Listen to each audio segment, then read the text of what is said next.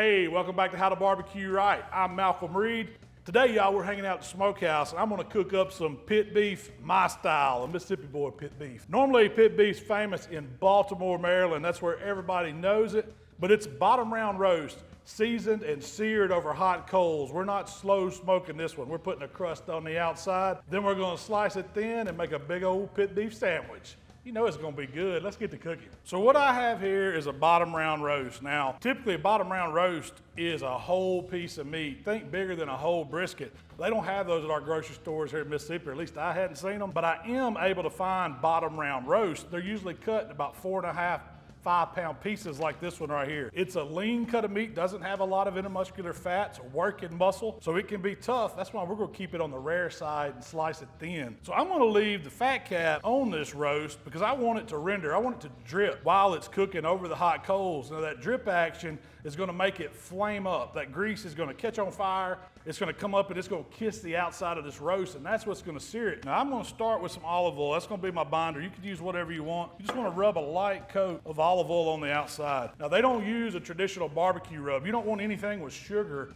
on pit beef. So what I did, I started with my foundation, that salt, pepper, garlic. Y'all know that AP. Mixed it with some onion powder, some chili powder, some paprika, and a little mustard. But you could use whatever spices you want in there. Just keep the sugar out. We don't want it to burn at these high heats. You want to get all sides of it, turn it however you need to, and put a good coating of the seasoning on it. It's a big hunk of meat, it can handle it. I'm just patting it in, making sure every inch of it is coated. If you want to do this the day before, wrap it up in plastic wrap, stick it in the refrigerator, absolutely do that. You don't have to, but it'll just make those flavors intensify as they work down in the meat. So I've got my Primo ceramic grill firing up today, starting with some Royal Oak lump charcoal, couple tumbleweeds in there to get those coals good and hot. I've got it set up for a 2-zone fire, a hot side and a cool side, just in case I need to move the pit beef over as it's cooking. So we're gonna go on fat side down first, right over the coals. Now I always have this safe zone on the opposite side. If we need to move it if it gets out of hand, but we don't care if it starts flaming up. I want the outside to get flame seared. I want to get a nice crust on it, but we want to keep it nice and medium rare on the inside. So after a few minutes, we're just going to come and we're going to start rolling our pit beef, and I bet we got a good char on it. Oh yeah, see how that fat cap's already juicy? It's got a little sear action to it. We're just going to start flipping our pit beef on the opposite side. You just roll it about every 2 or 3 minutes. We're going to come back and check it and see how it's doing, but the goal is to get all the outer surface seared off. It's a process, developing that sear on the outside, but we're just going to keep working our way around. Coals are still hot. That's about as long as I can hold that one. Let's stand it back up on this side now. This is where if I had a couple more pieces of beef, I could prop them up on each other. I'm gonna kick it over to the side because I noticed my coal bed's burning down and I'm making a judgment call. I think I need some more coals, and you know what? We're gonna grab our little tool here, set this grate off to the side because I just want to keep that fire going. I mean, I don't know how much heat it's gonna take. Put our grate back in place.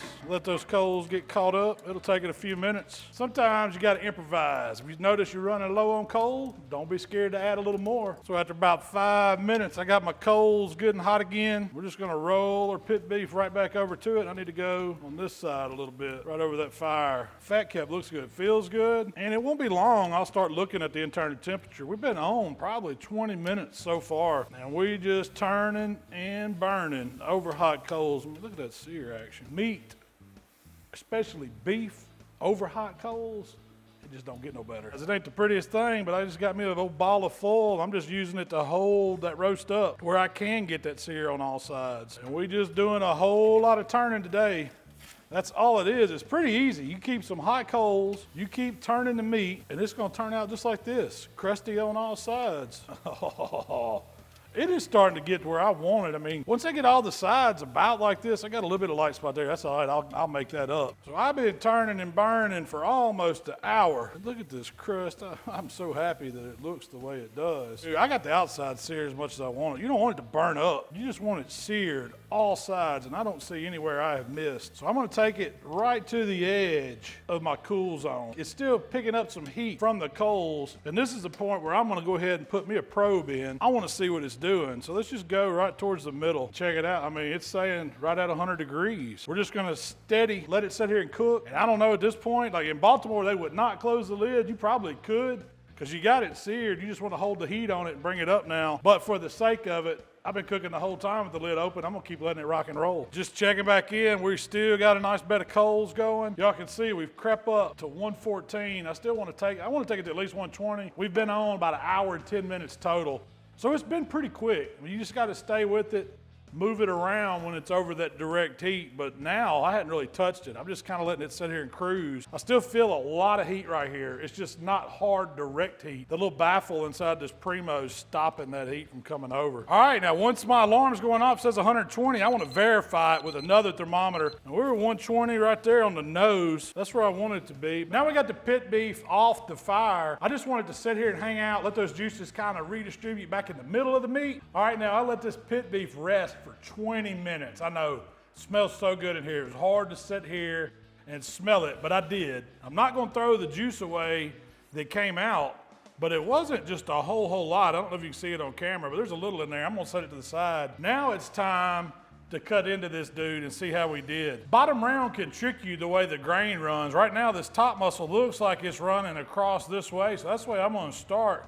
But if I get into it and I see it needs to turn, I'm gonna turn it, because the important thing is always cut against the grain, especially with the working muscle that can be on the tougher side. We want to keep it thin and we want to keep it against the grain. Let's just start taking little slices off of it. Maybe a little bit more over on the ends. That's okay. That was the side we were really searing. And I'm gonna get in it and see, the grain tricked me on that one. It's really running this way, so I'm cutting with it. I don't want to do that. I want to take it and turn it now. We're gonna start coming at it off this edge. So I'm just gonna keep it thin to win, take off a little of that crust first and start shaving it down real thin. Now we're getting into some of the good stuff. I mean, it's really what I want it now. Now I'm getting into that medium rare look, and that's what you want. A lot of times when you cut beef like this, the light will fool you. It'll make you think it's over what it is.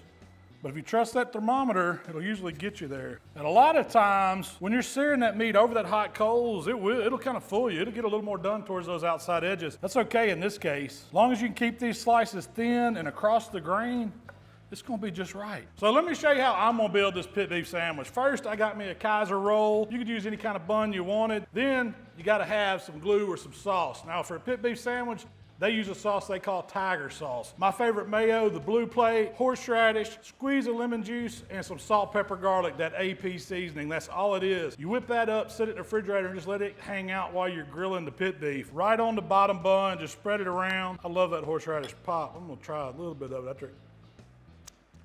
Oh yeah.